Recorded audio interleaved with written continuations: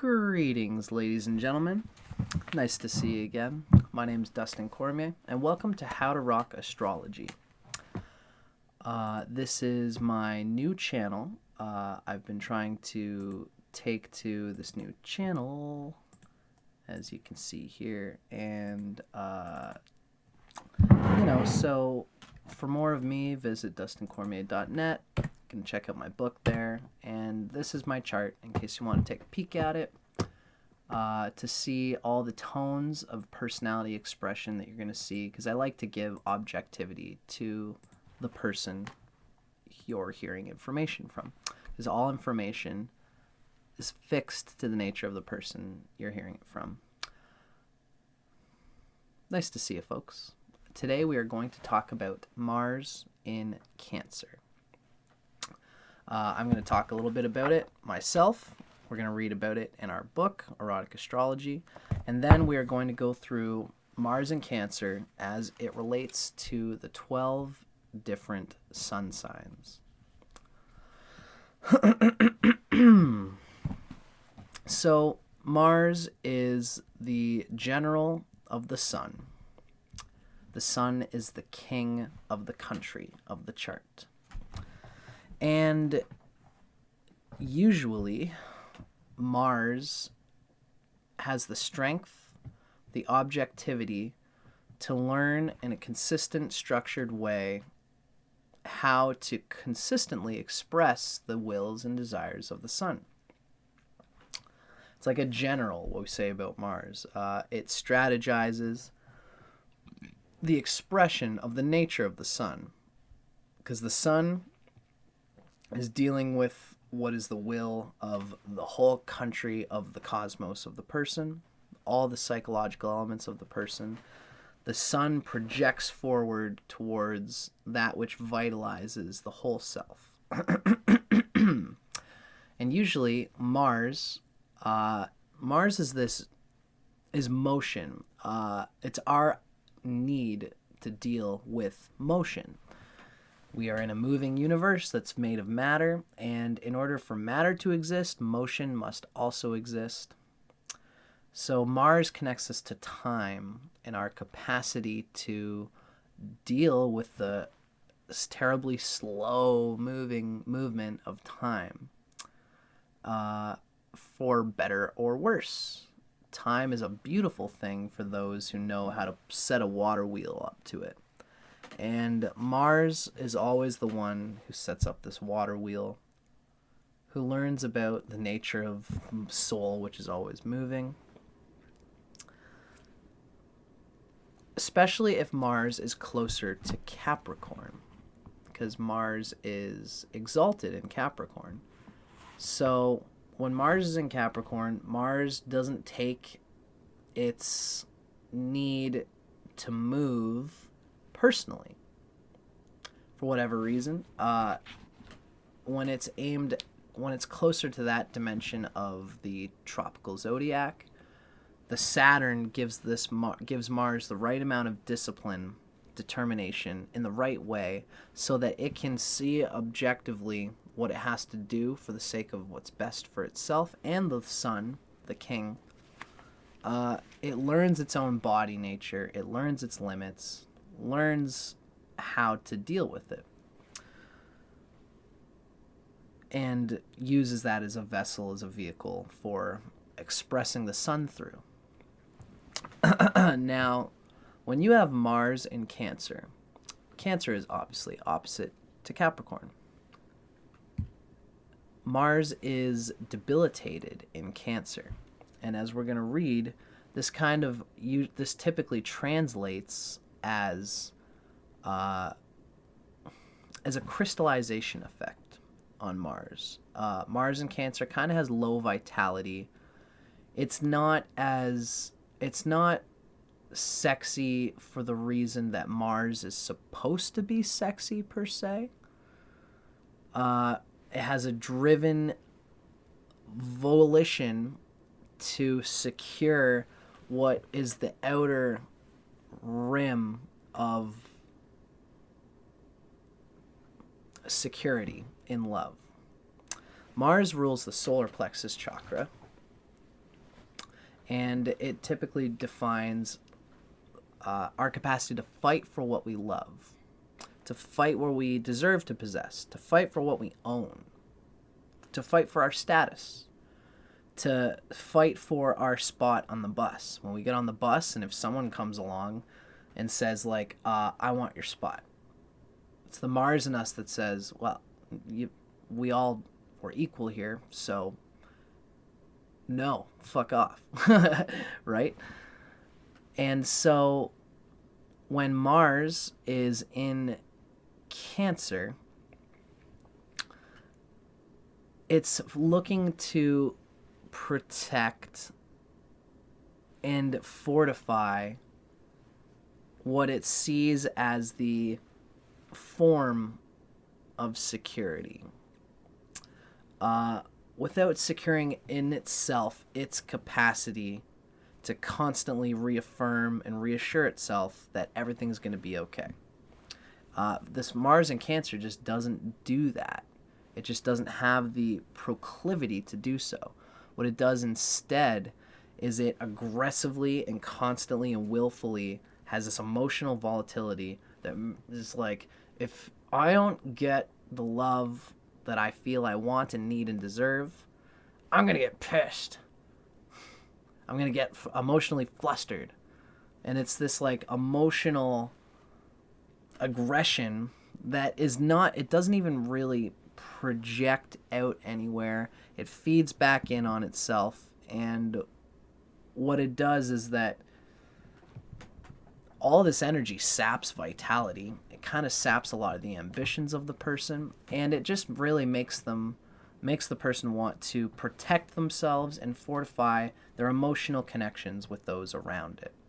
It makes it want to protect the moon in that sort of sense, which Mars shouldn't typically be inclined to do.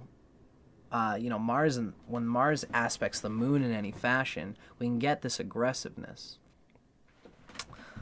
Because Cancer is ruled by the moon. Cancer relates to adaptability, but it's an adaptability that comes from like peace, from inner self-reflection and contemplation, which is not necessarily Mars's strong suit. Like if it's being critical to its unconscious thoughts and subconscious, it's looking at the pouring out of it, and it's like, God, I wish that would stop. And it won't stop. And they're constantly just telling themselves that they suck because of the general here is trying to do what the king wants by looking inside and reverting its emotional impulses, which is just so totally not what you're supposed to do with the moon's impulses.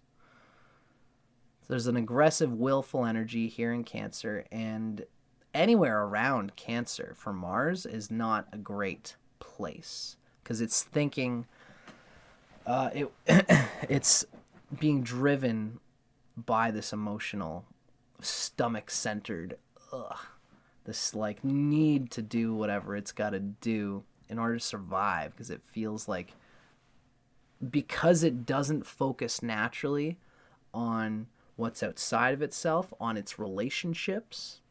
It works instead on itself, which is just, it's something good for Mars to do, to work on itself, but it needs to see it objectively,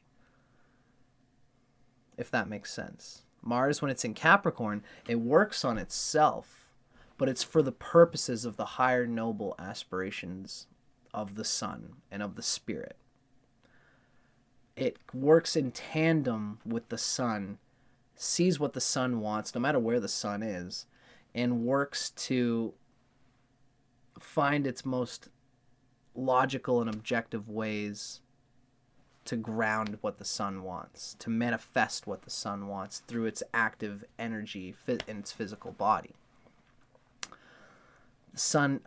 Mars in Cancer uses this physical energy and tries to transmute it through, like, magically through others, through emotions, and it just, like, all it can do is, it's clouded by its emotions, and its emotions get more clouded by the way that the Mars physical energy gets mad and gets explosive and can't control this energy in a certain way. Typically, that's what we see with Mars in Cancer. So it's an emotionally driven Mars, which is not the best thing because it's driven by emotions.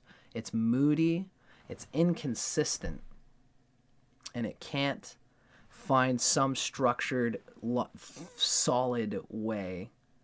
It's opposite Capricorn. It can't find a solid, structured way to discipline its body energy. So usually someone with Mars in Cancer, when they're younger, they're sort of dull in their physical energy, and their parents, like the person's father, if it's a guy, or if someone who identifies with masculine principles in their energy, the father might tell them that, like, we've got to do this, or you've got to do this. The father might be really harsh with the child, or they might not even be, but the child perceives an over harshness in the father, and the emotions get rattled up, and they freeze, and they burn in their neuromuscular memory this freezing in the face of confrontation. And anytime they get confronted with anything, they just lock their jaw and they get into these moods where it's hard to deal with the confrontation. They take it all personally. They don't see it as something the universe is giving them as a constructive device that they need, that they're always going to find in order to, as an opportunity to sculpt their ability to wrangle reality, to fit themselves to reality, and to deal with reality from the noblesse of the sun and of the spirit, and of just the driven nature that Mars is. None of that runs through their head because of whatever happens to them in their past that makes them freeze. They get a deep traumatic experience with needing to deal with confrontation of the father or the mother. And they have this in their back of their neuro memory that confrontation and fighting for what they deserve is something that gets done for them. Mother's supposed to do that. This is just the neuro program that these people get. And it's not exactly the sexiest thing. Mars, when it's doing things for itself, lovers can see why that's attractive. Other lovers, of anybody who's a lover to Mars, a well-placed Mars, will trust that the person's sexual energy is coming from themselves. And it's a delicious, I want it for myself. That's where Mars kind of has this sexy, self-swinging energy. When it's Mars in Cancer, it's like you can't trust that the person with Mars in Cancer is having a lust that is reliable and updrafting, and you can't trust that it's coming from their sense of discipline. The Mars in Cancer person's Mars comes from unconscious lack of capacity to deal with the motive and energy and motions of human reality and of sexuality. Sexuality is this river that we've been talking about. It's a river, and you've got sexuality. Our place in sexuality is to be the water wheel that uses our sexuality as an updraft, and it's so beautiful when you can. The Mars in Cancer person is trying to trying to catch the river themselves. The Mars in Cancer person doesn't know how to use a water wheel, how to use their sexuality as a positive good. They burn this impression in their partners and everyone around them that, believe me, I'm going to help you if you just give me affection. It's this gritty sort of we have to give each other affection. If we don't, I'm going to be screwed because I'm just going to kill myself if I don't. And they get affection this way. They do.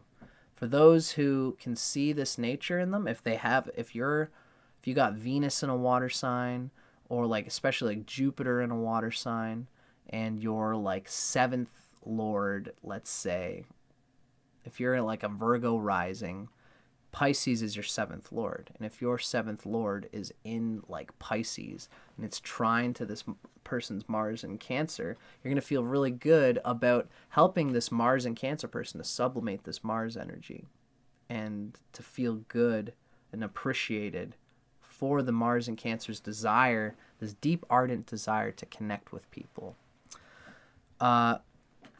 So that's a lot about Mars in Cancer right there. I've been just babbling about it for 15 minutes, I just realized.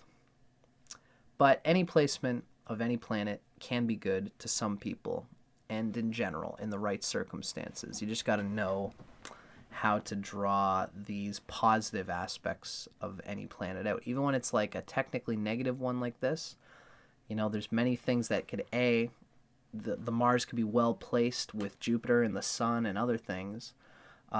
And B, even if it is a tough placement, astrology is only a figure of what we can do with ourselves. We are more than the stars.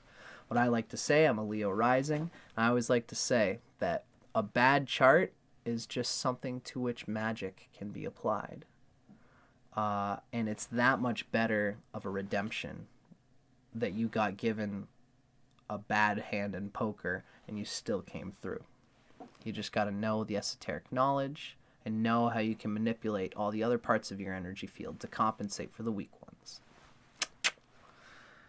So, now that I've given this whole spiel, let's read a little bit about Mars in Cancer from Erotic Astrology by Phyllis Vega. I spent a lot of time in my personal synopsis there. I think because Mars is debilitated. I think people are going to wonder what that means, and that was my grift on it. Mars in Cancer. In Cancer, Mars energies are more emotional than physical or intellectual, causing you to resist change because you need to feel secure and in charge before you act. As a result, you can appear slow and weak at times. However, your strength lies in the crab's tenacity and persistence. This placement of Mars is not very competitive, and the crab is disinclined to engage in any sort of physical or mental combat.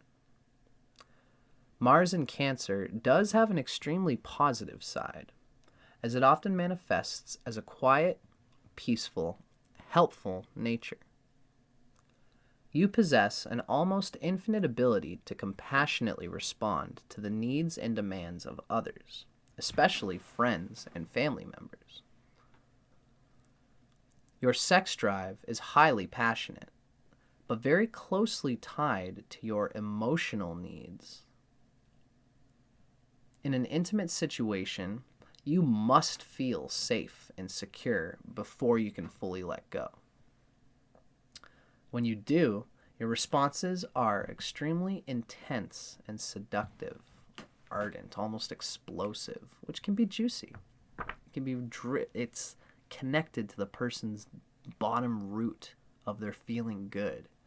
These kind of passions and things, which is part of the frustrating thing, but truth be told, when it is satisfied, it can be very satisfying.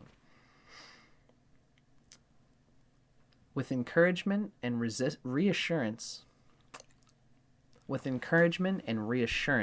from your lover, you make a nurturing, caring, sensual, and romantic partner. You are very loyal in your relationships, and you demand the same from your mate or your partner. Infidelity threatens your sense of security and is, therefore, totally unacceptable. Depends on the chart, of course. If you're inclined to polyamory, read and listen to your heart and go from what your heart tells you, because nothing in astrology can define whether you ought to be any sexual orientation or any polyamorous thing or what have you. There are signs that could say things that might say that there's an inclination towards this regard. If you are inclined to polyamory as a Mars and Cancer person, just be ready for some gut-wrenching, having to deal with jealousy, being so instinctively driven to connect with your partner at a constant affection level, and to feel insulted and insecure and these sorts of things. It's a tough thing for a Mars and Cancer person to deal with, typically. Now, in our book, we are going to start talking about this Erotic Astrology by Phyllis Vega. We're going to start talking about the individual Mars and Cancer combinations with the different sun signs. First, we have Sun in Aries, Mars in Cancer. The Sun here is at the best place in the zodiac that it can be. It's with its friend. It's in the sign of its friend, Aries. It's the sign of its friend Mars, which is Aries. You'll notice that in Vedic astrology, Mars, Sun, Jupiter, and the Moon are all ruled by... They rule the fire and water signs. Think about that. It's very important to think about. So the Sun being in Aries, the Sun is with its best friend, Mars. This gives the Sun a drivenness to be the best that it can be from within itself. It's coming from its spiritual head. It's coming from the spirit with the Sun here. Whatever is best for the self. Everything that Aries does is accorded with what's best for the self. Which is good for the Sun, because you need to be able to take care of yourself. The Sun doesn't do as well in Libra, because in Libra, the lord of the country is thinking about the merchants, the boss, the lover, the relationship. They're looking into the relationship and trying to mold the king's self, the country, to the moving pieces of the world, which isn't a good thing to do for a country, because it loses its identity. Same thing with the self. So that's why the Sun does well in Aries. It constantly crafting its identity more and more deeply into its mind. Now, this is frustrating here, because Mars rules Aries, which means that wherever Mars is and how Mars is placed is going to reflect on the Sun's strength. And Mars is debilitated here in Cancer, so it's going to frustrate the Sun a little bit. So, Sun in Aries, Mars in Cancer. Your erotic life is full of fire and crazy extremes. There's a square here too, obviously, right? The square of the Sun to Mars. Although in Vedic, it's much more crazy when it's usually better when Mars aspects the Sun in its square. It's a lot to say, but the point is that there is a square here. Both of these are cardinal energies, and this causes a similarity of tack, but in different directions that can be even more dissonant as well. So, hence the life full of fire and crazy extremes. For Sun in Aries, Mars in Cancer, the contradictions in your sexual nature can cause you to veer erratically between aggression and passivity, between periods of celibacy and times of lust. Despite Aries' craving for independence, before you can relax and let your guard down, you need to feel safe and comfortable with your lover. The Aries Sun just wants to just rock and roll and just plunder and just be free to just express that Sun. But how the Sun expresses itself is through this Mars and an emotionally driven, security-seeking Cancer vibe. But once that Mars does get that security from the lover, and starts to learn what the other person likes and how to adapt to the other person and how to be respected and loved for its adaptability. Then the sun in Aries starts to finally cook and starts to be able to express those awesome sun tones. When you feel a strong conversation, when you feel a strong connection between yourself and your bed partner, your sensuality is profound. Since you are a tactile person, exploring each other's bodies in a shared shower or luxurious bath can bring you closer in a playful way. Being tactile, being sensual. And Aries does love physical sensations.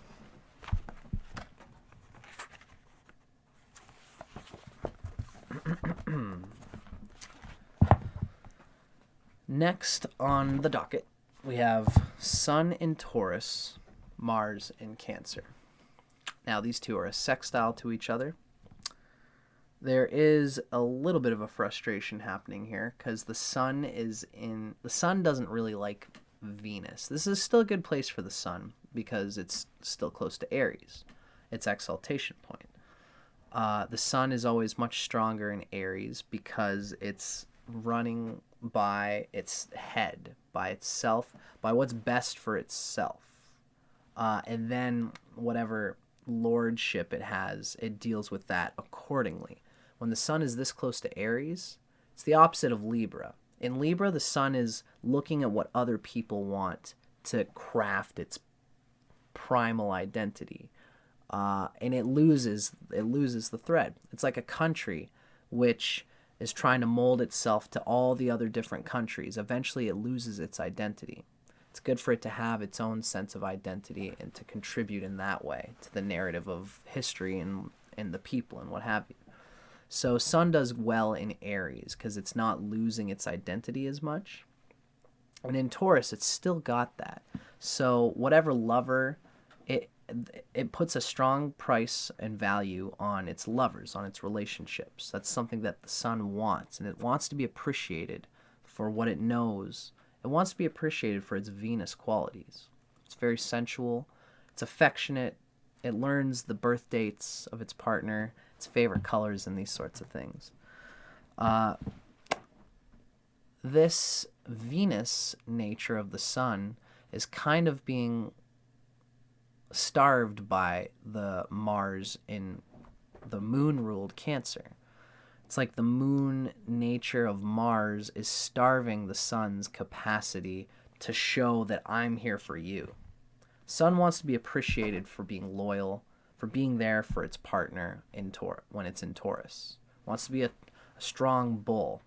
But the Mars in Cancer here is like deeply craves security and affection, not for the partner's sake, but for its own sake.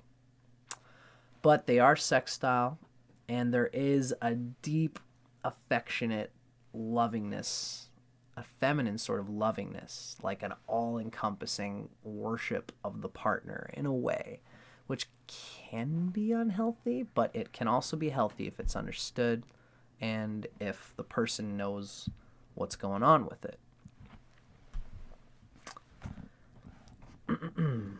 So, with Sun in Taurus, Mars in Cancer, to be truly happy, you need a stable home life and the closeness of a committed, long-term relationship. Even so, it usually takes more than just affection and devotion to hold your interest. What you really crave is the electric intensity of sexual chemistry and strong physical passion. This person craves getting it through themselves and from their partner. They have like a desire, it energizes them because Mars in Cancer is not really one to generate this energy on their own. But once somebody gets that piston turning with them, for them, at this devotional level, it's very fickle and, it's kind of idealistic. But once they do find a partner who gets those wheels turning, it deeply vitalizes them. You may be reserved in public, But once you close the bedroom door, you make love with reckless abandon. A powerhouse of sexual vitality, you rely on a combination of patience and physical stamina to build slowly to a peak of ecstasy. Dang, that's juicy. We can see here that there is a powerhouse of sexual vitality here. The Taurus, again, being close to Aries, can generate energy, and it's there's lots of lusty desire here for sexual vitality and virility, and for fucking. That's just always something that both of these signs really have, this thing. Mars for like its desperate sake of staying alive here in Cancer, but Taurus just loves to do that in general too. Just lives for that sensual deliciousness and sensuousness. Now, Sun in Gemini, Moon in Cancer. With the Sun in Gemini, we're still very close to Aries, thankfully. So we're still close to the Sun's exaltation point. So the Sun here is still maneuvering itself from a positive sense of its own spirit, from what makes it feel vitalized. The Sun in Gemini learns many pathways of its own expression. It's building off of the Aries exaltation vibe. It learns the pathways of its own expression in itself. And the Moon here is in the second house. Mars is in the second house from the Sun here. It's got a bit of a resourcefulness sort of vibe. The Sun uses Mars here to help conduct its like spiritual resources, and that's Cancer. If any other planet was there, it wouldn't be so bad. But again, Mars is debilitated here in Cancer, so the Sun is leaning on the Mars for a certain stability, every Sun leans on the general, Mars, the general, to express, to be resourceful, to express what's on the Sun's mind. Here, with Cancer, with Mars in Cancer, the Sun in Gemini lives for the wandering, lives for the spontaneity and expression and jitterbug fun of Gemini. And the Mars needs to try to find some kind of emotional closeness to a partner or to people around it, or just to like find a way to like ventilate its own emotional reflex and tenseness. And once it gets it out of there, there's the Gemini gets very lively about connecting ardently to the person that it connects with through the Mars in Cancer. The Mars in Cancer's deep emotional affection. It's a funny thing. It's not this one's a kind of a tough one. Gemini and Cancer don't necessarily get along. Mercury and the Moon aren't exactly the best bedfellows. If I could just check my notes here for a second.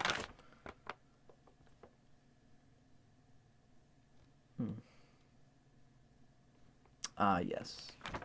So Mercury, the Moon is an enemy to Mercury, but Mercury is a friend to the Moon. Have I got that right? It's a funny thing. Moon's friends, Mercury. So, and I digress. For a Gemini, the mercurial rulership of Gemini is frustrated by Mars in Cancer's moony, loony sort of characteristics. It bums out the usually flirty, constant Gemini. Gemini can be very constant. It likes to keep a personality about itself that's like swanky. With Mars in Cancer, that might sabotage a bit of the lightness that Gemini prefers to keep. Gemini Sun wants to express and project lightness. The Mars, the general here, is kind of failing in that by necessarily needing an emotional closeness before it can let itself be free in this way. But as usual, once Mars does connect with that security from their partner, then Gemini can be a little bit lighter on its feet. And Gemini does help to lighten the emotional load here. Sun in Gemini, Mars in Cancer. With your birth Mars in sentimental Cancer, you believe that love makes the world go round. You have some rather old-fashioned notions of what an intimate union should be. Even so, your playful approach in the bedroom can cause your lover to forget that you actually take lovemaking very seriously. It's the playfulness is here, but the lovemaking is still ardent and soulful. When you feel comfortable and secure, there's no limit to what you will do to keep your partner happy. While you may appear reserved in public, behind closed doors, you're ardent and sensual, and you want a lover who knows how to unleash your simmering passions. The Gemini will kind of give little clues of just like, this can be even a kinky sort of vibe, like a dependent, like the Gemini, Sun, Mars and Cancer person of any gender, any orientation, will love to tell the lover that, like, I am just totally so smitten by you. I would do anything for you, and I kind of want you to make me prove it. There's a possibility for that kind of, like, fun, which can be very, very cool, very, like, engaging for both parties.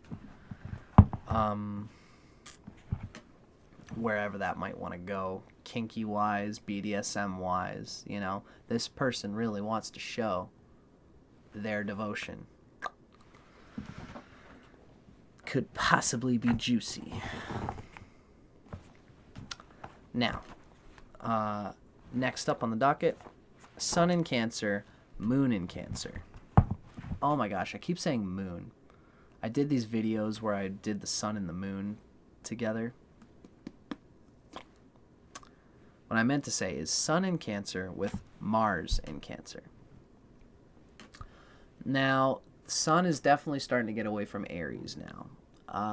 Cancer, though, is Sun in Cancer is the summer solstice, and that's the sort of like the peak strength of the sun, according to the natural zodiac. It's not the esoterically most spiritually growth promoting, because that's Aries. But there's a strength to the sun here that's for a lot of reasons. It's got good Ayana Bala here.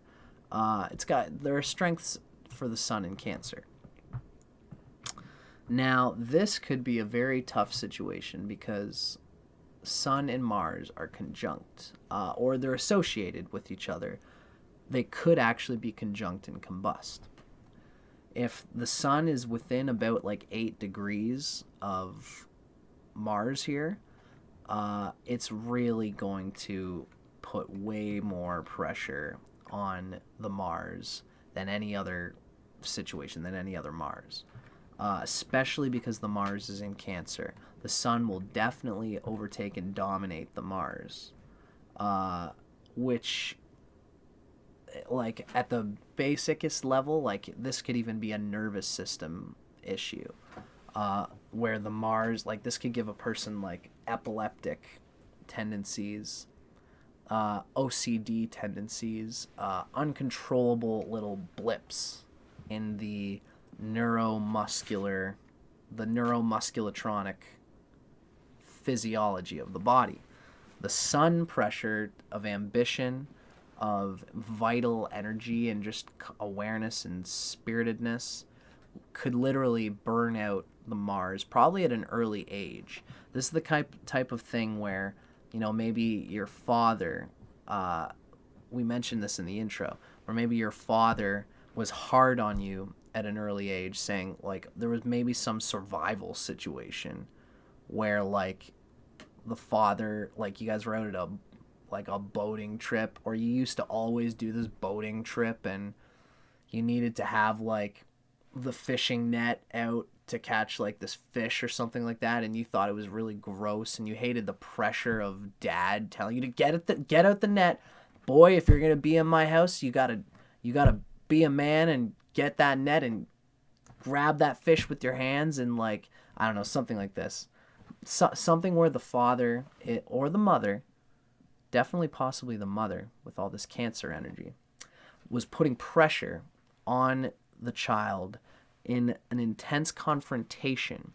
And when this confrontation happened, the person freezes and burns into their neuromuscular memory that anytime a confrontation happens, I'm going to freeze. And the nervous system literally chonks up. And they might even have like a hard time speaking. They might have a hard time organizing their thoughts into a rational, logical, linear way, because they've had so many times in their life where they've been put under the pressure of confrontation. The sun often symbolizes authority figures, and any authority figure could tell this person in these early moments to smarten up. Some people can take to that well, and this person, it's possible that this person, the pressure from all of that literally like caused like nervous breakdowns in the person, where there's so much emotional that the body is like, okay, I'm literally overheating. I can't deal with this. I'm going to shut down. And when I come back to, whatever happened to made me shut down is going to be through, and everything's going to be fine. Everything's going to be fine. This is this kind of energy that comes. It can be like traumatic. I didn't mean to make fun of it there. I just like to, I'm a Leo, I guess. Leo rising. But this is an energy that can have these kind of shuddering moments in the nervous system. This is like what Sun conjunct Mars is like in general. The Sun agitates Mars in this way, but particularly for these people with Mars in Cancer. So with all that being said, we're going to read about how emotional vulnerability is a huge trait for these people. The Sun is already emotional in Cancer, and how the Sun protects itself from that emotionality, which it usually does through Mars anywhere else, it would do it through emotionality. And here, the Sun, the king, is stepping on the general. The Sun is basically just canceling the general, cutting out the middleman, and saying, I'm going to be the general who literally goes and dictates what I have to do in my life. Usually the general does these things for the king so that the self can align itself with more ambitious things. The deepest self can have a sense of self, have a sense of the identity of what I am and how I'm an individual and what my best talents are that I can throw at the world and express. Here, the king can't think about those things. The self can't think about how it can best serve society, how it can best be vital and express its energy and serve others, because the Sun is overtaking what Mars is supposed to be doing. Because Mars, the muscular energy of the body, just shuts down and freezes out. So it's like this Sun energy. It's like, well, I can't really deal with my emotions, so I'm just going to tell people around me, the Sun being in Cancer here, the Sun is activating itself through others, through mother, through close relations, through whatever it can get its hands on in its immediate surroundings. And it can be like a heavy energy. So again, oh gosh, I'm going too long with my explanation sometimes here, but I hope you guys are enjoying it. So this is Sun in Cancer, Mars in Cancer. Same thing coming from our book. Emotional vulnerability is a major trait with this natal Sun-Mars combination.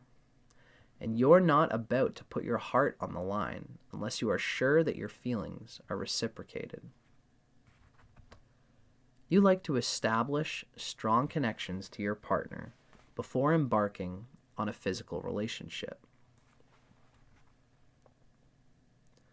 You're no prude, but casual sex just doesn't do it for you. Once involved, though, you want lots of romance and lots of sexual affection.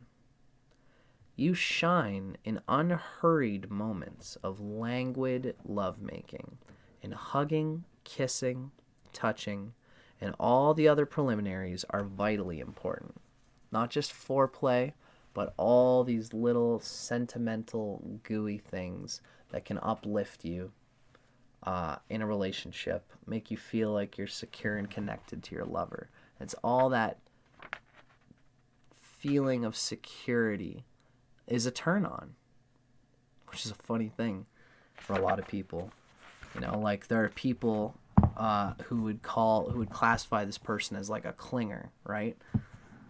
Someone who it's like, I don't know. I'm 28 years old. I've been through high school. I know how guys think, and a lot of guys going through high school are just like, just want to rock and roll, and a lot of people just want to rock and roll and have sex with each other without any weird survival instinct coming into play. This is a person who gets deeply clingy in that way to people very early. Not necessarily a bad thing, but it's something that people are dissuaded by. If you can show to others that you have things outside yourself, I would recommend to Sun and Cancer, Mars and Cancer, to try to express your Mars through what you would think Capricorn aligns with, which is something that's like not criticizing yourself, not trying to have such an affection, at least at first. Don't show that you're going to immediately wrap yourself into this person very deeply right away. Show a little bit of like your capacity to be okay through your own directives, your own diligent, driven energy towards things outside of the relationship. Because the other person might feel you could be suffocating, even if they do love the energy that you have. The Cancer Sun, Cancer Mars vibe. They could have the potential to love that. And you don't want to scare them away with too much like, I'm going to die if you don't give me all the affection all the time. But don't take your nature as bad. It's not that your nature is bad. You just have to learn how to wield it. That's all. Every energy can be used positively by everybody as long as it's done with consciousness.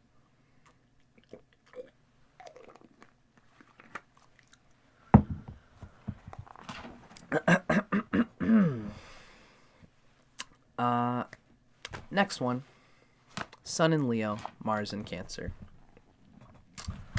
So now the Sun has progressed to Leo. This is where it's very similar to Mars, Sun in Cancer in a lot of ways. This is the strongest point for the Sun. Not necessarily, again, its best, because it's starting really to get close to Libra now. So now the Sun is thinking about what other people think of it. When the Sun is in Leo, the king's opinion of himself is important to him, and the countryman's opinion of the king is important to the king.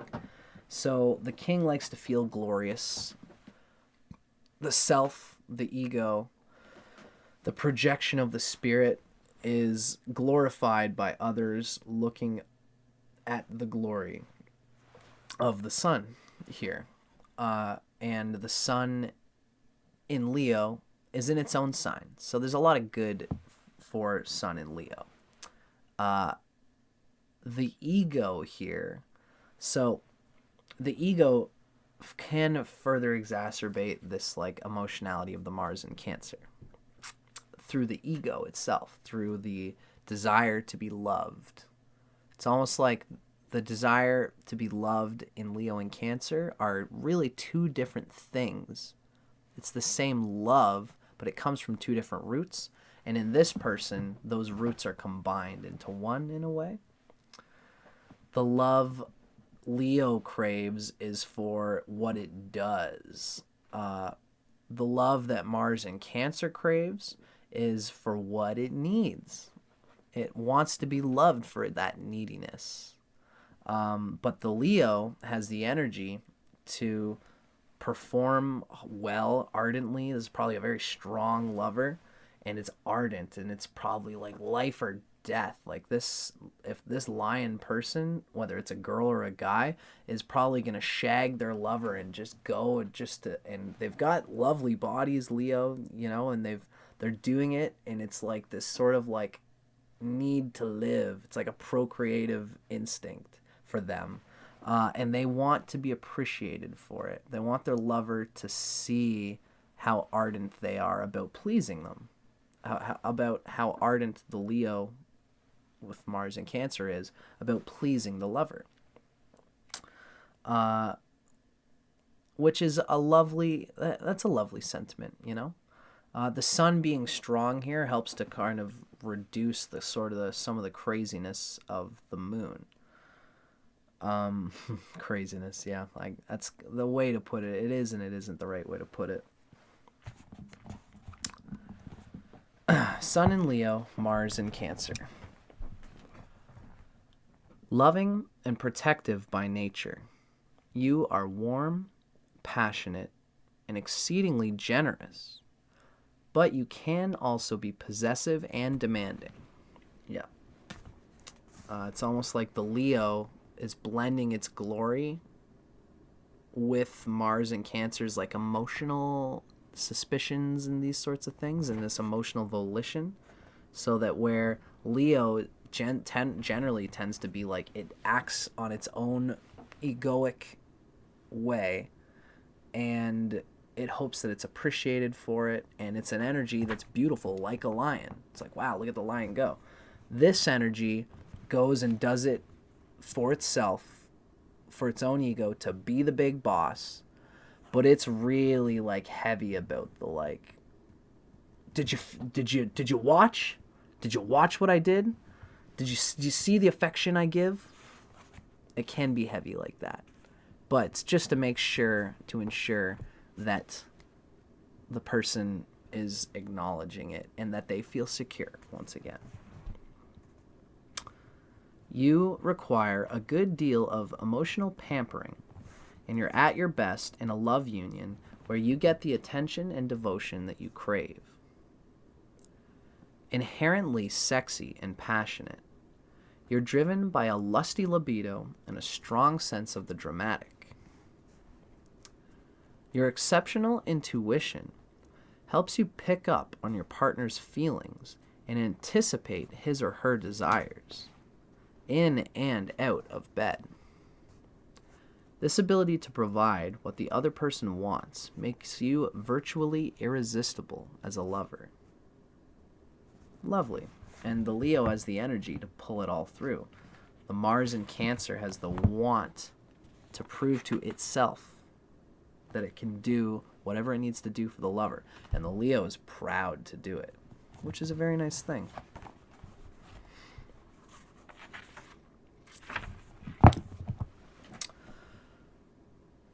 Now, next up, we've got Sun in Virgo with Mars in Cancer. Bit of a trine happening here. This is kind of a tough sexual energy here, especially for a man. For a man to have Virgo or Libra Sun with Mars in Cancer, it is it's a very feminine vibe, which of course is not a bad thing at all. I'm a very gender fluid person myself. I encourage anybody watching any of my videos to, if you're ever feeling any kind of bent, I suggest you explore it. It's done a lot of good for me as a very feminine man. Here, what I'm specifically referring to is the fact that Mars and the Sun are like a huge part of the driving force the ambition, the capacity to speak one's truth for its own sake, and to drive by one's internal impulses of what's best for the self and best for the spirit, vitalizing for oneself. And that's what the Sun and Mars represent for all of us. So the Sun here is in Virgo. It's very close to the debilitation point in Libra. And Cancer is debilitated. It's in its debilitation point completely. Mars is debilitated in Cancer. So here, the Sun being so close to debilitation, it's in Virgo. It wants to be known for how reliable it can be to others. It doesn't necessarily craft its skills based on a sense of this is what's going to feed my spirit. It wants to, it does it for a fiscal, a managerial, and a crafty sense. It's almost recreational. The Sun in Virgo tends to be quite recreational. Wants to be crafty and creative, and to manipulate the materials of the world for an adaptive sake, for an ability to protect financial as well as boredom interests, to protect itself from being bored. And it wants to be appreciated for its craftiness in Virgo, the Sun. So with the Sun being in Virgo, looking deftly at how useful it can be and how reliable it can be, Mars in Cancer has a hard time sticking that reliability because it's moody. It's only strong when the personality has an updraft of a whole lot of affection and positivity, which the lover of this person has to try to keep spinning in order that this person can work at their most reliable, and in order that this person can be congratulated for their reliability.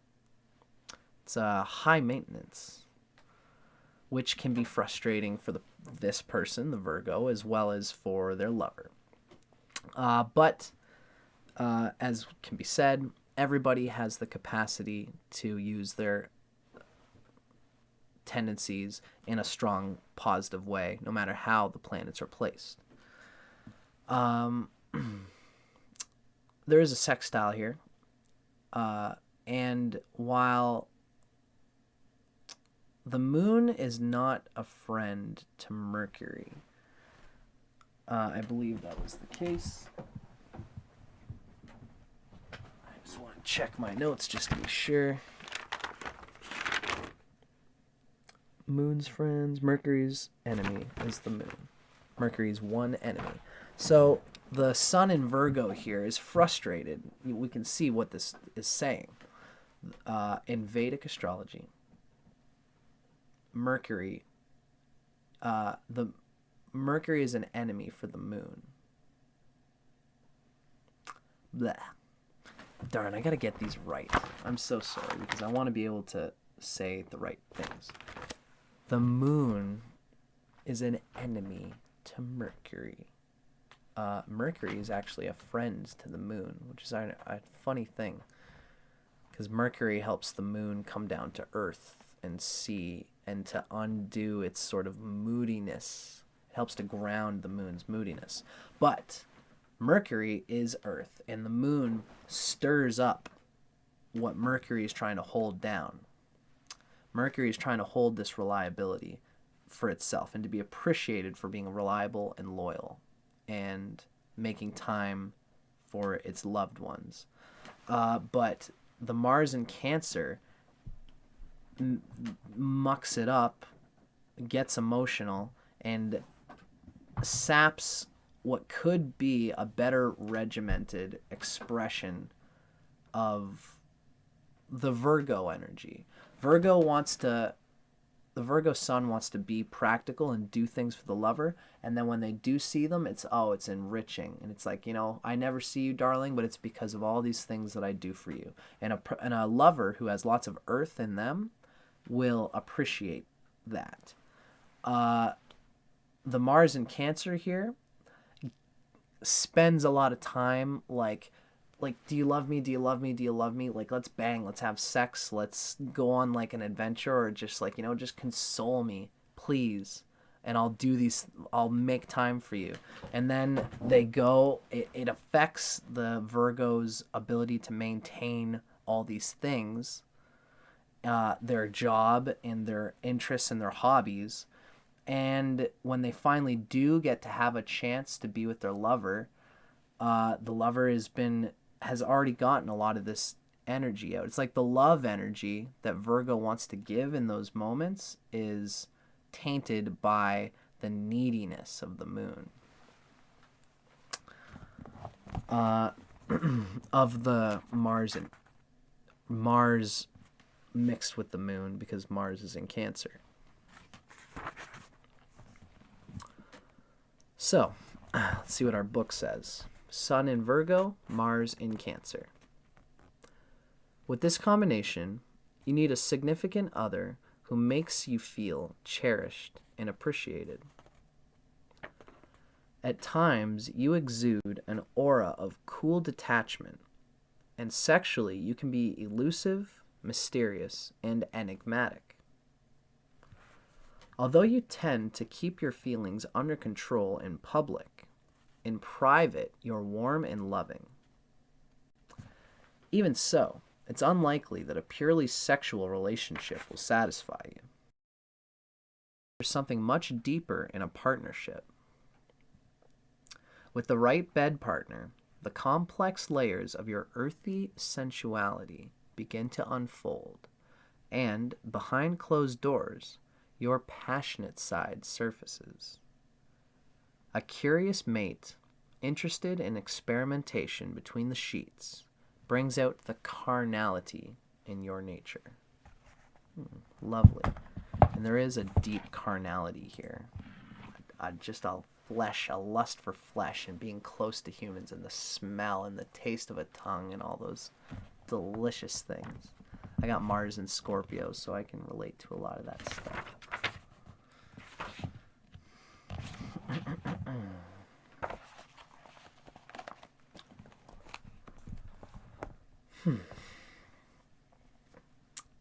Next in our reading, we have Sun in Libra, Mars in Cancer. Here, the Sun is at its absolute debilitation point, and Mars is also at its absolute debilitation point. So these two can't, usually if one is weak, then the other can compensate for it. Here, both of the masculine spheres of the energy field are kind of damaged and drained in a heavy sort of way. There is a plus in that Mars is hitting the Sun. Mars being in Cancer, in Vedic astrology, we consider that Mars has a fourth house aspect, which is like a positive square to the Sun in particular, because the Sun and Mars are best friends. It's called a graha aspect, a planet aspect. There's a positivity that comes whenever the Sun is 4 houses ahead of Mars. This shows that the Sun is kind of like grounding, in a way. The Mars is actually sort of in the 10th house from the Sun. And so Mars does well in the 10th house of any sort. Sun being the center of the universe.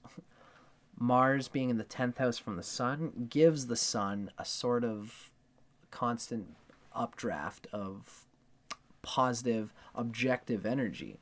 Even though it's in Cancer, the Sun still can learn how to discipline the Mars and to express the Mars for the Sun's positive sake. It's a good thing to have. Since Mars and the Sun are best friends, that positive aspect brings out a lot of Mars sort of ennobles the Sun in Libra here to do the best it can with its visceral energy. And this helps to drive the Sun in Libra, which is good because the Sun in Libra here is, again, it's debilitated. Both of these planets are debilitated. This makes for a very passive and possibly passive-aggressive personality. The energy here just doesn't know how to properly get a grip on its own volition. It doesn't want to. It doesn't care to. It would much rather look demure and be appreciated for its refined quietness and its artistic sensibilities and its artistic taste and its love, its capacity to just be affectionate and deeply need someone's love. It wants to be appreciated for its needs, which is a weird thing for the Sun and Mars, to be sure. There might be some odd sort of gender mix-ups for this kind of person, possibly in a way that's more bad than good, whether you're a woman or a man. Particularly for men. Men have a certain typical, it's like, if you're a screwdriver, you don't want to bang the head of a nail in with a screwdriver. You got to use a hammer for that tool because it's kind of made for it. Again, I'm a very gender fluid person, and I'm very aware that you can positively express whatever gender or whatever non-gender that you want to through whatever body that you've been given. I'm definitely that type of personality, or that I believe in that philosophy. But there is something to be said about this, using a hammer to hit a nail and using a screwdriver to tighten in a screw. I'm a gender fluid person, and I like to think that it's slowly coming through positive veins. This person, if they understand their energy through astrology, can really get a good grasp at how to use this gender fluidity, if they do have it, constructively. But they might not necessarily, because it's kind of pushed on them through like past experiences in childhood of not being able to, of being met with confrontation and not dealing with it as an opportunity to better themselves. They took it instead as a fight from the universe, and they thought, I'm going to make myself beautiful through the Libra. I'm going to learn what people like so that I can never have to deal with this confrontation again. And so this person has an ardent desire to learn the heck out of whatever the partner desires or their boss desires, and then to desperately, for their sense of being alive, because of the Mars in Cancer, to cater to whatever the other person's needs are. Can make for a very doting, motherly, affectionate personality. And the Mars, again, does ennoble the Libra Sun here to do its best. The Mars gets flattened a bit, but the Sun is delighted by Mars here, by that aspect, and gives the Sun a little bit more ambition to an affectionate, towards the artistic sake, having an artistic and aesthetic sense, a sense of colors and a sense of soul, which souls would vibe well with them. They learn pretty quickly about that. Since it's in Libra, the Sun here identifies deeply with relationships, and that help from Mars helps to ennoble the sense of what would make a good lover for them. Even though they have what they have, all of these trademark tough places for the Sun and Mars, they still are driven to find a partner who would work well with them, not just because they desperately need a lover, but because they want a good one that would be at a good soul level. And that's a very good thing. So, reading from our book, the same thing, Sun in Libra, Mars in Cancer.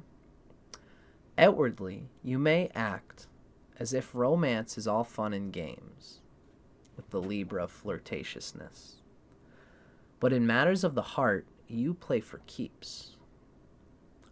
You have a strongly sensual nature.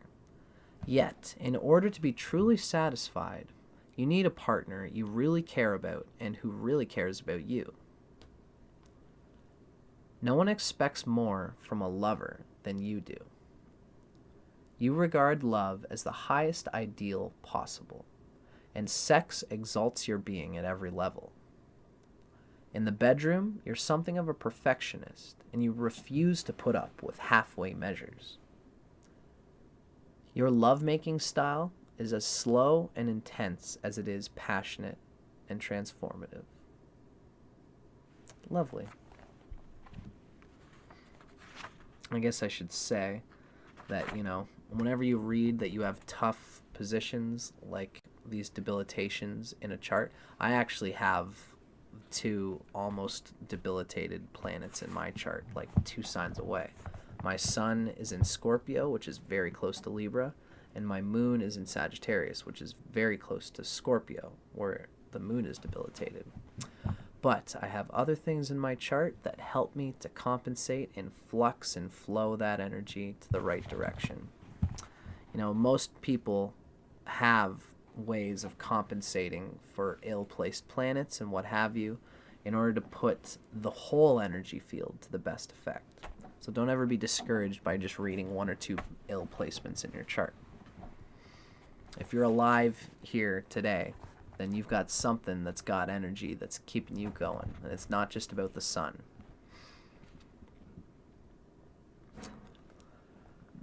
Now, next up we have Sun in Scorpio, Mars in Cancer. Now, this is starting to look, this is a much, much, much better placement than the previous one, than the Libra. For a few reasons. Sun is good friends with Scorpio. Sun is, it's still very close to Libra, though. It's the Sun here, the king, is not exactly thinking about its best interests. It will sacrifice what's best in itself, and is willing to do that for the sake of an organization, for the sake of its boss, for the sake of its company, for the sake of its lover, its relationship. It's the stinger. It'll kill itself if it has to, but it is going to plunge fully into whatever it wants to put its energy towards. That's what the king of the chart wants to do. And the king likes to make these sacrifices. Now we can see how ardent this attitude comes when another crustacean comes into play with Mars in Cancer. Thankfully, these two are also trine to each other. The sun is trining the Mars here, which means that the sun is giving Mars some vitality. What the king wants as a Scorpio is actually enlivened by Mars, the general here, with this particular combination. Mars, the general, how it strategizes, how it does what the king wants, enlivens the king. It enlivens the sun.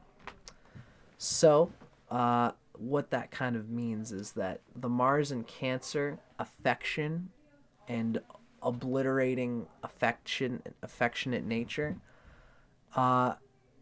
gives the sun in Scorpio more impetus to surrender itself even more deeply and ardently to its job, its beloved ambitions and career.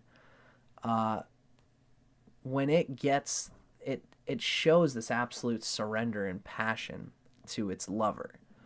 And especially in the bedroom, they can cook up probably with whoever they get with some really juicy, just like completely surrendering sexual energy.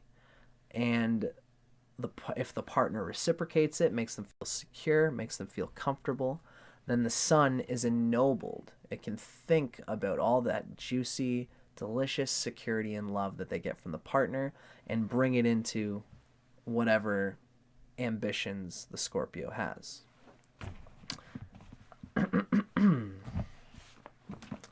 So, this is Sun in Scorpio with Mars in Cancer. A loyal and devoted partner. You feel things deeply and often Uh, you feel things deeply, and you often come off as distant and mysterious. As a lover, you're sensual, romantic, demanding, and extraordinarily caring, sometimes to the point of obsession. Definitely. The type of magnetism you project is powerful and alluring.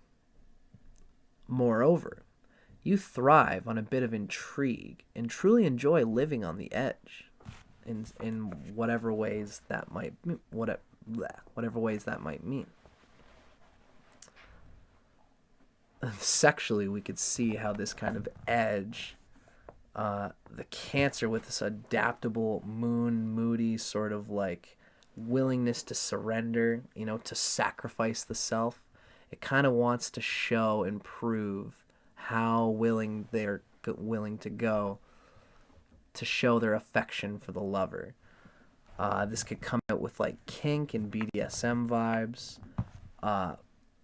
dom or subtones, there could be a little bit of this happening with this combination. Even so, your approach to lovemaking is still deliberately guarded until you're sure of your partner's feelings. Once you're involved, once you've shown trust between each other, you are a sexual dynamo, and your physical prowess and emotional intensity make for thrilling bedroom encounters.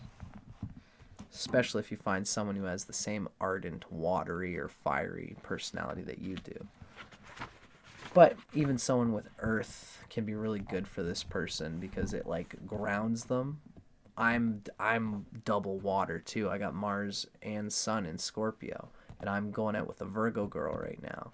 And her like detachment and objectivity, she can be still so passionate and ardent too.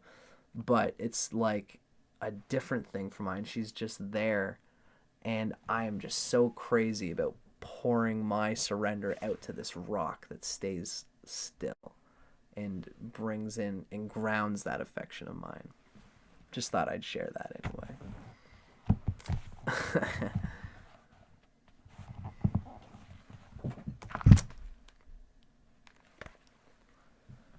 So, Sun in Sagittarius, Mars in Cancer. With the Sun in Sagittarius, still close to Libra, which means the Sun is still close to its debilitation point. Here in Sagittarius, the Sun is looking at what culture expects of it. It wants to be glorified in the eyes of what they think culture puts a value on because of Sagittarius and Jupiter. It's a learner and educator. They love to learn about the world, and through all this they get a good sense of like what a man is, what a woman is, and everything in between. This person can be Sagittarius wants to glorify itself. Oh, excuse me. Sagittarius wants to glorify itself through these sorts of actions. They want to be seen by the world as being like a philanthropist, as somebody who is really helping the world with this inspired action. And Mars in Cancer here, the general, wants to help the Sun ground these desires through a rather faulty, moody capacity for energy and discipline.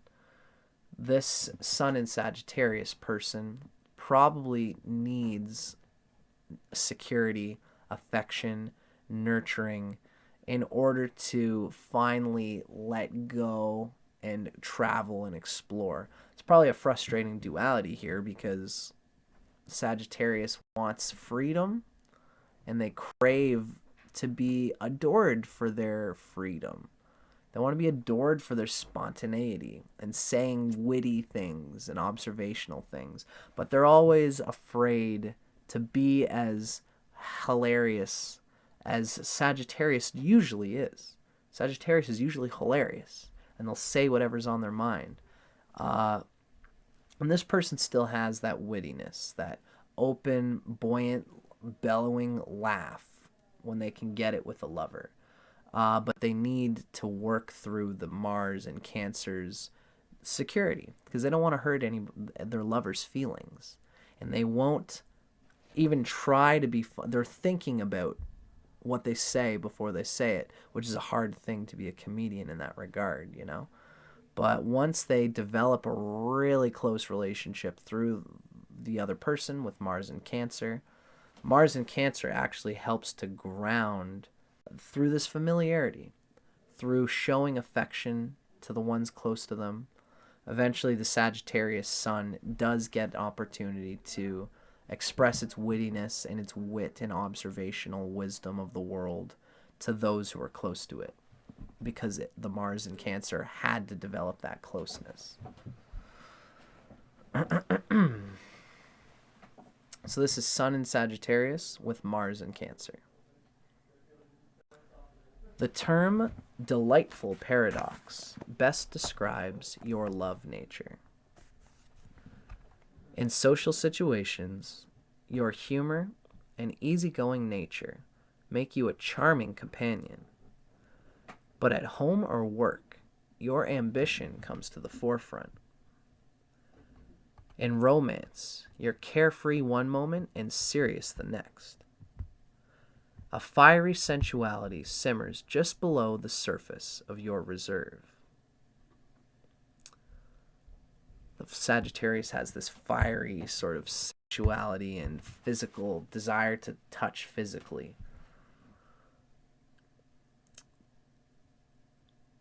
Cautious at first, you slowly reveal the true extent of your passion and sensuality, with some encouragement.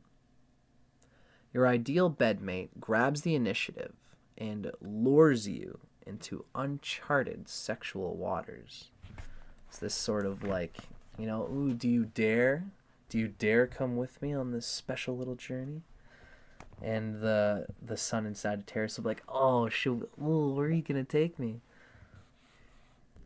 Even if he or she proves less bold than you, sooner or later your lusty sexual appetite impels you toward more daring bedroom activities. Because the Cancer does have a horny bent to it. Anything regarding Cancer. And the Mars in Cancer is no exception. Once they really get this closeness, they have this gut-wrenching desire to really see where they can throw their bedroom affections, because of this ardent desire that's so life affirming. When they finally do connect the pieces, there will be a desire to push it far, and Sagittarius will be fun in that regard, helping to carry the buoyant, where are we gonna go with this, of this energy.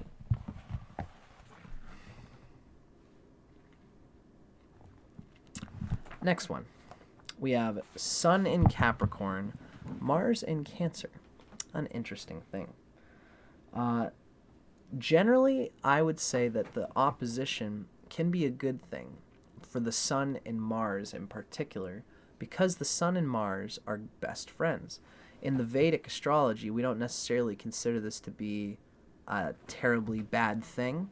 Western astrology paints a worse picture of it than Vedic does, but only because the Sun and Mars are friends.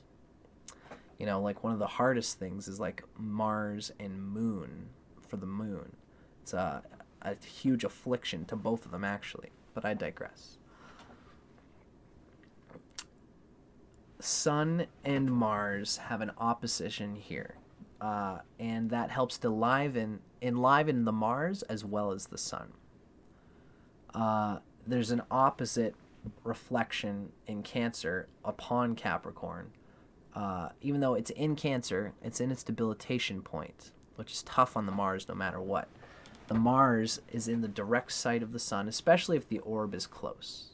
You want the orb to be close. In this case, you do want the orb to be close. Like within 8 degrees or what have you. because then the sun in Capricorn is bound to discipline the Mars a little bit and to take it out of its emotionality. The emotions are still going to be there, and it will frustrate the sun in a lot of ways. It's bound to. You have to read this reading at two levels. One is the signs, where Mars in Cancer is going to frustrate.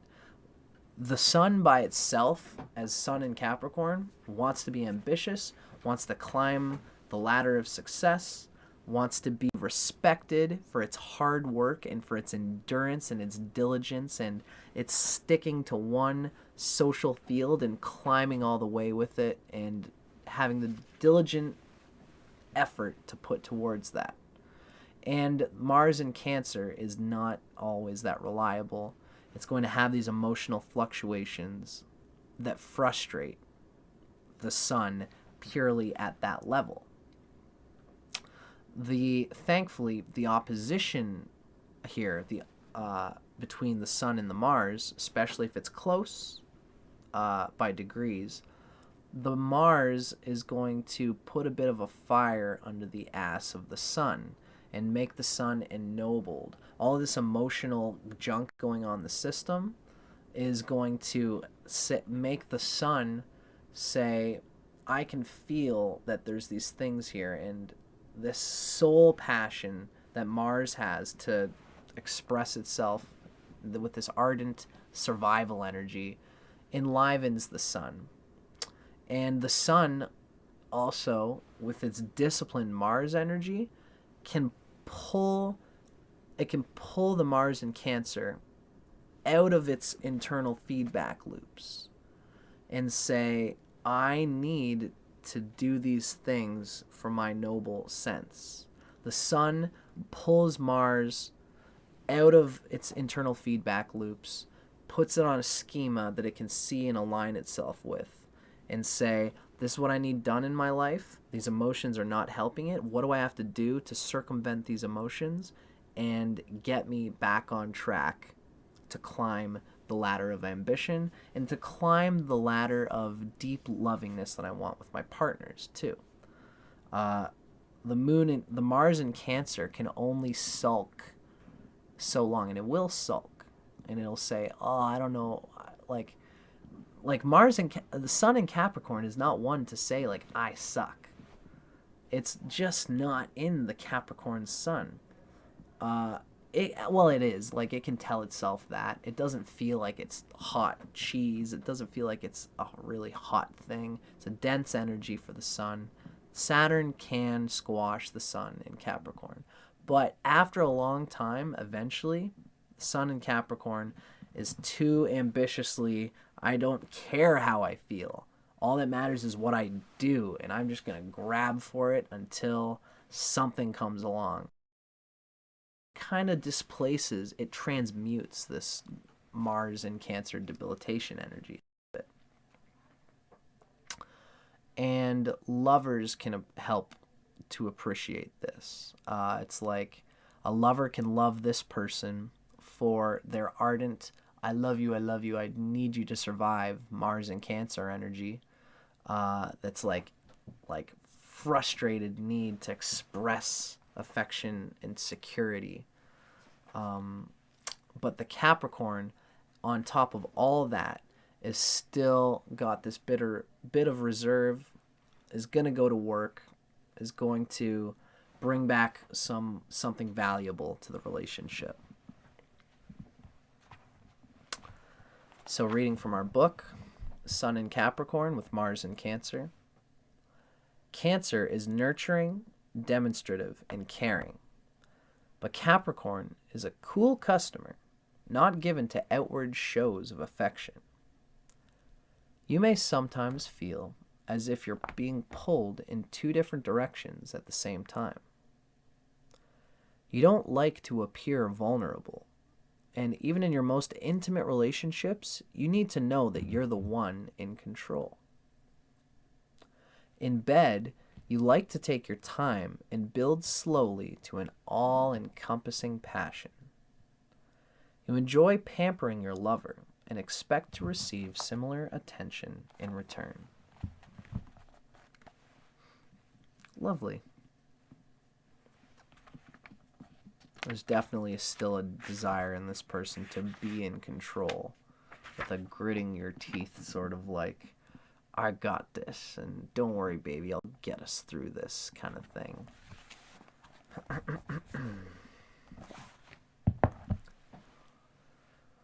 Okay. Well, folks, our next reading, we have Sun in Aquarius with Mars in Cancer. Now the Sun we're starting to move towards Aries again. Again, the best places for the Sun are close to Aries. So it's like Aquarius, Pisces, Aries, Taurus, Gemini. Those are all good places for the Sun. Here in Aquarius, the Sun is a leader. The Sun wants to be appreciated for its leadership. The King wants to have the capacity to be hard-driven and make decisions that are great for everybody. Now, the Mars in Cancer will obviously frustrate this. The emotional nature of Mars. The general here wants to help the King, the Sun in Aquarius. Mars, the general, wants to help Aquarius do its leadership thing by getting on the ground and having lots of deep affections and serving others. Now, it kind of undermines the Aquarian freedom dude vibe because this person is not exactly, they're still out of this world in the Aquarian way, but they're very much in the world due to this survivally impulsy lack of discipline and control in the Mars sense. This person doesn't exactly know how to protect their best interests because of the Mars in Cancer, even though Aquarius is very driven to do so, to protect its interests and the interests of the loved ones. The Mars in Cancer wastes a lot of time trying to emotionally appease people when it could be more useful. And so the combination of these shows that actually they want to help people and actually help with them.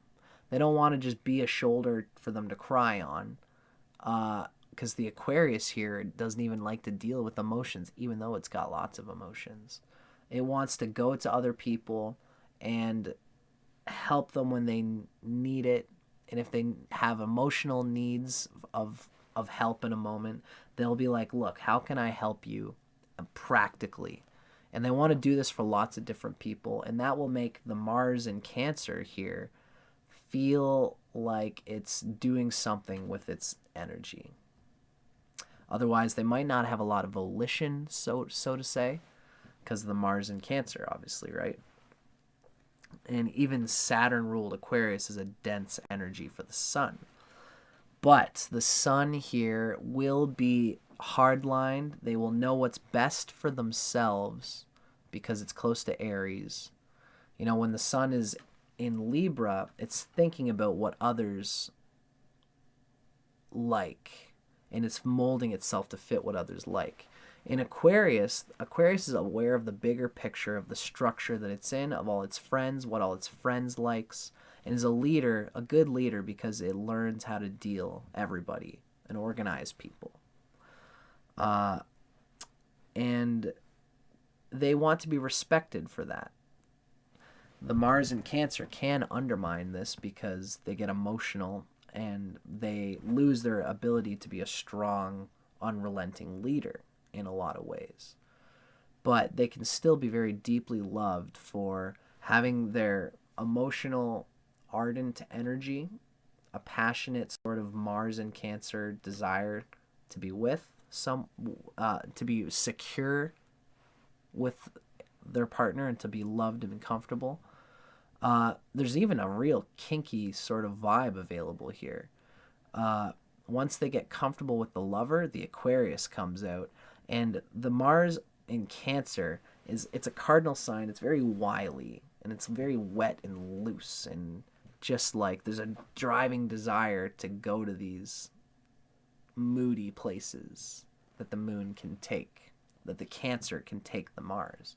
And Aquarius will go there with like, whoa, where's this taking me, man? You know, with a partner, with any relationship, with sexual things. There can be a groovy openness to do what the lover wants and to even go with the wild places that Aquarius wants to go. And it'll usually be driven with the need and the desire to do it for their lover. This Aquarius will say to the lover, I can be whatever you want me to be, and I will go there if it'll make you happy. So let's read from our book. Sun in Aquarius, Mars in Cancer. Aquarian detachment veils your deep devotion to your family and friends. And in intimate relationships, you often feel conflicted between the desire for freedom, mandated by Aquarius, and Cancer's need for stability and security. More conservative than the typical water bearer, you're also considerably that the conservativeness comes from Mars in Cancer, which is kind of traditional and sticks to what's familiar. So while you're more conservative than the typical water-bearing Aquarius, you're also considerably more passionate, and your quirky sexual nature readily asserts itself behind closed doors. As a result, your approach to lovemaking alternates between innovative and experimental and traditionally romantic and sort of vanilla. Your attitude towards erotica is totally non-judgmental. Agreeable and eager to please in the bedroom, you first find out what your partner likes, and then you provide it. Bingo, just like we talked about. The Aquarius eagerly finds whatever it is that the partner wants, especially with the Mars in Cancer, wanting to please the lover, and then Aquarius finds some funky ways of getting it across. Probably a good one. All right, folks, I got one more of these left for tonight. Next up on our trip, we have Sun in Pisces, Mars in Cancer. This is probably the best companion, the best place for the Sun for Mars in Cancer. Not only because there's the trine there, but obviously a trine means that there is a kinship of the rulership of planets for the two signs.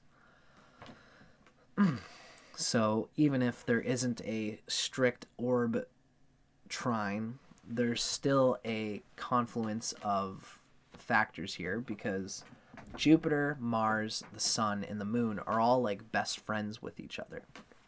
You'll notice that the Sun, all of the water and fire signs are ruled by either Mars, Aries and Scorpio, Jupiter, Sagittarius and Pisces, or the Sun or the Moon, Leo and Cancer, right? So all these planets get along together, and to have Sun in Pisces is a good thing for the Sun.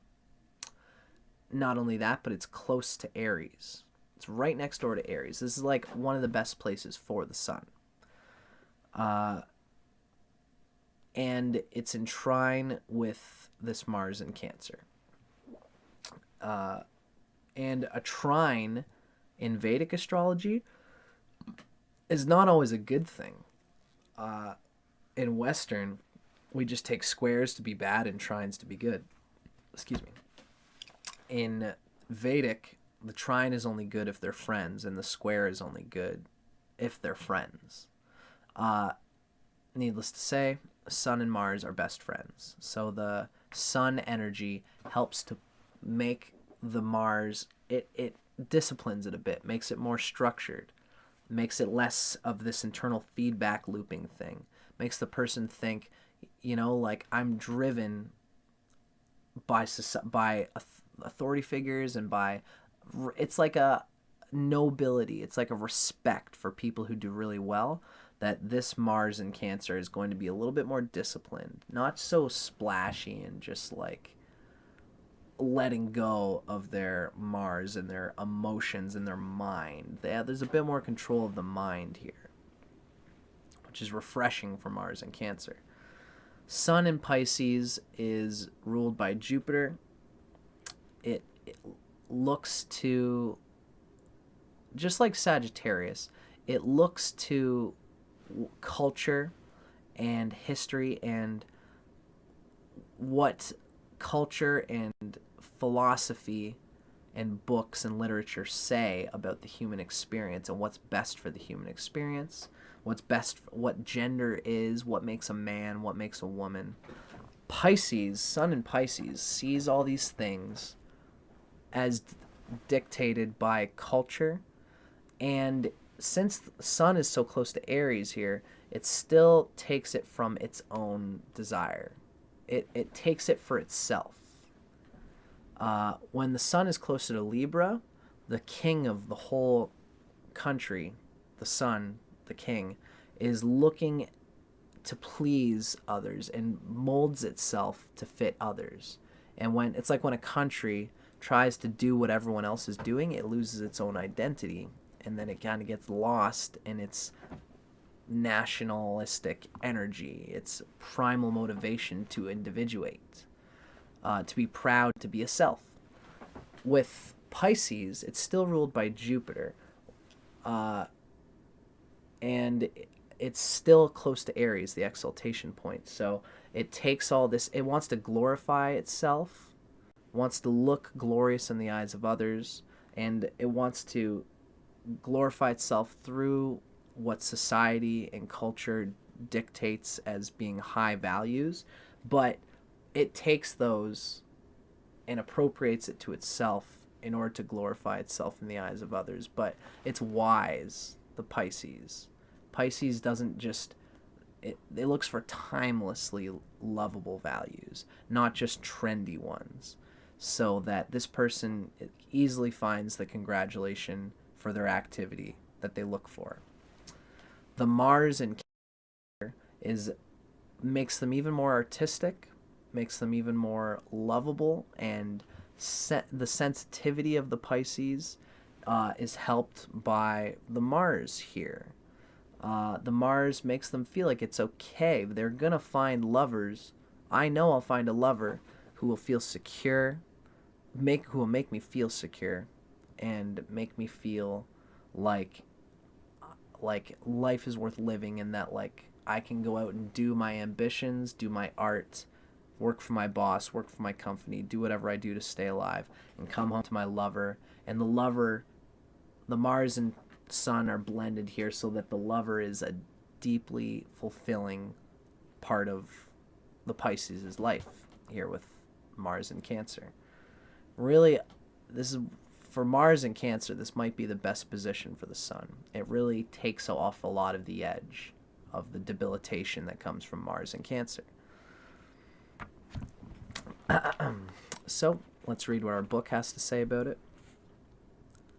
Sun in Pisces, Mars in Cancer. In matters of the heart, you are a total romantic, and in an intimate union, you are caring and protective of your beloved. To you, sex and sensuality are part of the entire package that make up any romantic alliance. You crave emotional fulfillment along with physical gratification. In a subtle, unobtrusive way, you control and direct much of the bedroom activity. Moreover, you captivate and enchant your lover with a unique combination of alluring fantasy and red-hot reality. That's kind of a cool thing. The Jupiter has a real way of playing on the its own instincts with the Mars in Cancer. Even the Mars in Cancer brings out an ardent, passionate love in the lover. And Jupiter here stands on top of it in a way and can lead it into some juicy scenes and narratives and imaginings and poetry and atmospheric loveliness. Once trust is established, you're capable of letting go completely and losing yourself in the wild expanse of desire generated by your love and fiery passion. Lovely. I could definitely see that. The Pisces would be so engaged by this Mars's like all or nothing, complete givingness of its Mars energy in Cancer. So, that's all for today, folks. I hope you guys enjoyed that. I'm Dustin Cormier. I'll see you guys on the next one where we're going to do Mars in Leo. Take care.